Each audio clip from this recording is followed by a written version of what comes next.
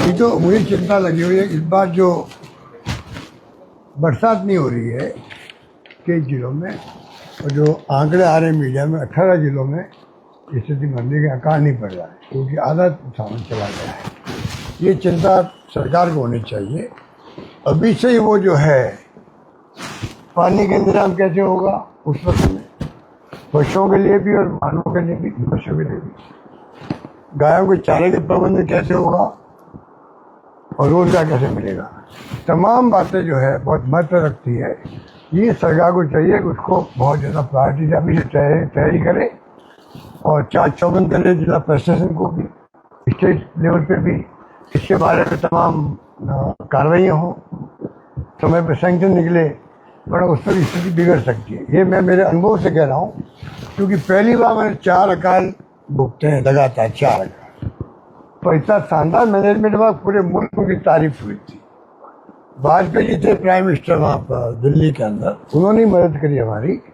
और आप देख लीजिए कि काम के बदले अनाज योजना, इतना शानदार काम चला और घरों में गेहूँ की बोरियां रखने की जगह नहीं रही, इतना गेहूँ मिल गया, भूखा नहीं सोएगा।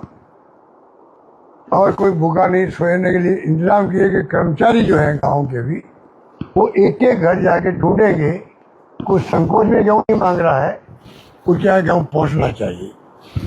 उस वक्त बीजेपी नेताओं ने कहा था आपके तो भीख मांग रहा है दिल्ली में जाके बीजेपी गवर्नमेंट से। तो हमने कहा भीख मांगने मुझे शर्म नहीं आएगी, अगर मेरे प्रदेश की जनता किसी कीमत में भूखे नहीं रहनी चाहिए। कहने मतलब कि मैं ये आगाह कर रहा हूँ अभी सरकार।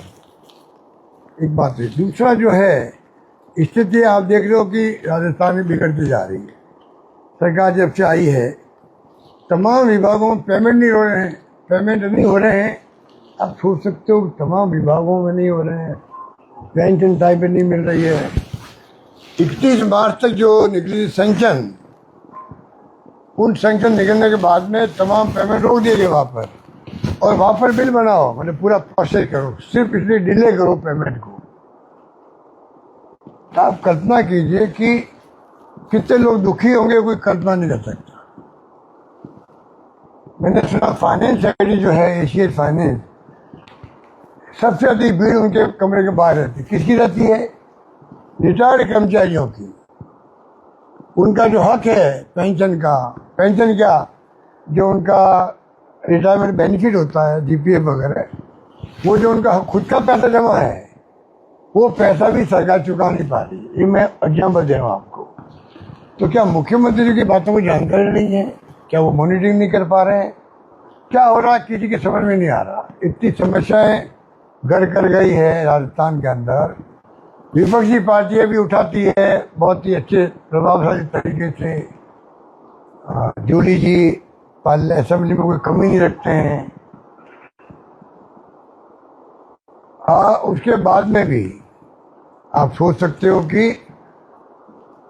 ये स्थिति बनना, इसको क्या कहेंगे, क्या क्या समस्या उठाएं, क्या क्या समस्या उठाएं। तो इतना कुशासन तो आज तक कभी देखा नहीं। बार बार हम सरकार बनते आगाह करने लगे सरकार को, तो भाई आप तो ये हम लोग जो आपको कमियां बता रहे हो आलोचना मत समझो, आप आलोचना मत समझो, इसको समझो फीडबैक समझो। पर उन्होंने कभी ध्यान दिया ही नहीं कि तो खाली आलोचना होती रहती विपक्ष से। और मैं चाहता हूँ सरकार सुशासन दे जिससे कि जनता का भला हो। अब करप्शन ज़्यादा टूट गई है। ये आरएसएस बीजेपी वाले कहते थे चाल चेहरा, अब आपको प्राइवेटली बीजेपी वाले कहेंगे इतना भयंकर करप्शन हो रहा है, ये आरएसएस वाले कर रहे हैं, बीजेपी वाले कर रहे हैं, कोई चूक नहीं रहा है। इतना माहौल खराब हो गया है राजस्थान, इतना माहौल खराब हो गया है, उसको आप क्या कहोगे। कहने का मतलब ये है चारों ओर हाहाकार मचा हुआ, फिर ऊपर से रेप और किसी को गोली से उड़ा दिया, ज्वेलर्स को, या किसी को डकैती हो गई, ये तो आम बात हो गई। तो कहने का मतलब है कि स्थिति हद से बाहर जा रही है।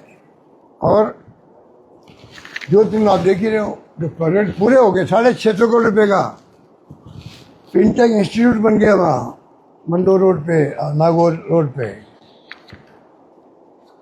लाइब्रेरी आपकी क्या क्या बार बार गिना है। स्पोर्ट इंस्टीट्यूट शानदार से 90 करोड़ का, 2 करोड़ और खर्च होने हैं उसमें। और वो कहते हैं संस्थान की हम सरकार से नहीं मांग रहे हैं, हमारे पास पैसा है, खाली परमिशन मांग रहे हैं तो सरकार से खर्च करने की, ये पूरा काम हो जाए। पूरा काम भी नहीं हो रहा और उनका उद्घाटन भी नहीं हो रहा, ना खिलाड़ी है, ना कोच है वहाँ पर, ना इक्विपमेंट है। हॉस्टल वहाँ बन गया, हॉस्टल बाहर रहते बच्चे हैं। आप बताइए, किराया दे के रह रहे हैं और हॉस्टल बंद पड़ा हुआ है।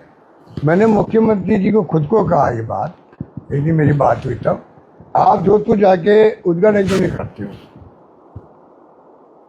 आपके गृह मंत्री यहाँ पर आए, नहीं हुए। आप कई बार जाते हो तो नहीं होता है। आप चाहते क्या हो? कहनी मैं जल्दी कर दूंगा, उसको ही 2-4 महीने हो गए। मैं कहा हम आपका स्वागत करेंगे, ये भी मैंने कहा। ये नहीं भाई आप आओ तो हम विरोध करेंगे कि आप डिले क्यों कर दिया, कि आपने काम में गलती रह गई, कमी रह गई, हम कुछ नहीं कहेंगे आप। तो ये मोटे तौर से देखिए बातें कर रही थी कम है, पर शिक्षा में स्थिति जानते हो आप, स्वास्थ्य सेवा में बिगाड़ दी है। घर घर में आज हमारी सरकार का जो लोग याद करते हैं उसमें मुख्य रूप से है दवाइयों का खर्चा बढ़ गया, टेस्ट का खर्चा बढ़ गया, ऑपरेशन का खर्चा बढ़ गया। हर गांव में आपको पेंशन हमने दी, उनको याद करते हैं, अभी पेंशन नहीं दे पा रहे टाइमली। तो ये स्थिति बनी हुई। तो क्या कहेंगे, 12-13 साल बाद एक बड़ा आंदोलन हुआ, पहले अन्ना हजारे का, अब मोदी जी कहेंगे, मोदी जी ने जैन जी को माफ कर दिया है। इस तरह का वीडियो भी रात को पोस्ट किया कि जैन जी को माफ करता हूँ। देखिए, राहुल गांधी जी ने जो मुद्दा उठाया था, सबसे पहले उन्होंने उठाया था कि धर्मेंद्र प्रधान जी का इस्तीफा होना चाहिए, और उसके बाद में जो है वो मुद्दा बढ़ता गया। राहुल गांधी जी ने कोटा में, देहरादून में छात्र गूंज का प्रोग्राम भी किया, एक हवा बनी। फिर ये जो कांग्रेस पार्टी बन गई युवाओं की, इन धरना दे दिया। फिर सोनम वांगचुक बैठ गए धरने पे, बुगरगाल पे। पर कांग्रेस कमेटी ने कमी नहीं रखी, हर जिले में, हर ब्लॉक में हमने आंदोलन किए थे। तो पूरा माहौल ऐसा बन गया कि मोदी जी भी दबाव पड़ गया सरकार पे कि पता नहीं आंदोलन अगर पूरी तरह राहुल गांधी के हाथ में आ गया तो इसको रोकना मुश्किल हो जाएगा। डर के मारे उन्होंने फटाफट भी फैसले कर लिए, और फैसले करने के बाद में एग्रीमेंट कर लिया। 2 दिन बाद में हम आपको एग्रीमेंट की कॉपी देंगे। अब बच्चे बेचारे जो है आरोप लगा रहे सरकार पे कि हम इंतजार करते रह गए, वो 2 दिन कभी आए ही नहीं अभी तक। ऐसा धोखा तो नहीं होना चाहिए। एक बार वादा करना नहीं चाहिए, उसमें बड़े तो अलग बात थी। जब आपने वादा कर लिया उसके बाद में वादा खिलाफी करना, भारत सरकार के स्तर पर 2 मंत्री बैठे थे साथ में, प्रेस कॉन्फ्रेंस हुई थी। वादा खिलाफी को ये देश माफ नहीं करेगा और युवा माफ नहीं करेगा, ये मेरा मानना है। जोगाराम जी पटेल साहब है या हमारे शेखावत साहब है, इनसे आप क्यों मुझसे बुलवाते हैं इनके बारे में? आप आंकड़े नहीं देख रहे हैं? जो एनसीबी ने आंकड़े जारी किए प्रदेश में, आपने जो कानून व्यवस्था और रैप और मर्डर को लेकर सवाल उठाए, उन्होंने क्या पिछले सरकार के मुकाबले में कम हुआ है अपराध? वो तो आंकड़े पुलिस डिपार्टमेंट में है, एनसीआरबी जो होता है भारत सरकार का, वो आंकड़े में देख लीजिए, मालूम पड़ जाएगा। वो तो खाली मुख्यमंत्री को खुश करने में लगे हुए बोलते रहते हैं। पंचायती राज निकाय के चुनाव अब सरकार अच्छा माहौल है। प्रदेश कांग्रेस कमेटी ने तैयारी शुरू कर दी है, गाँव के अंदर भी और शहरों के अंदर भी। हमें पूरा विश्वास है कि जनता हमें कामयाब करेगी। 20 अगस्त से विधानसभा शुरू हो रही है, यूसीसी कानून की बात और एक